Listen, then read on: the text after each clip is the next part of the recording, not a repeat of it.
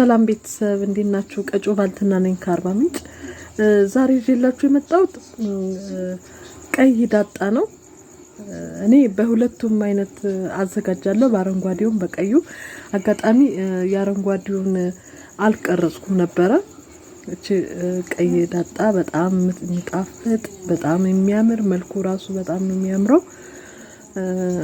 ቅድም ያው ሳዘጋጅ ኮንቴንቶቹን አልቀረጽኩም ነበር፣ አጋጣሚ ቸኩዬ ስለነበረ ምንድነው የምጠቀመው ብዙ ጊዜ ቀይ ዳጣና አረንጓዴ ዳጣ ሲዘጋጅ ልዩነት አለው፣ የሚገቡ ቅመሞች ይለያያሉ።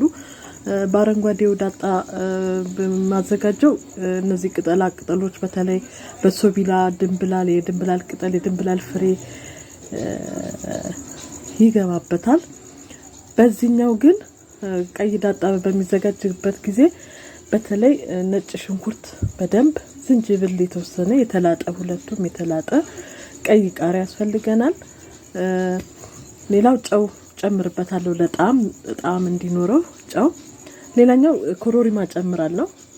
እንደገና ነጭ አዝሙድ የተቆላ ነጭ አዝሙድ የተቆላ ኮሮሪማ ያስፈልገዋልና በጣም ልዩ ጣዕም ያለው ነው። በአረንጓዴው ማዘጋጃለሁ፣ በቀዩ ማዘጋጃለሁና አሁን ጾምም መፍቻው ጊዜ ስለደረሰ እዘዙ፣ ያላችሁበት እናደርሳለን። ቀጮ ባልትና ነኝ ከአርባ ምንጭ። አመሰግናለሁ።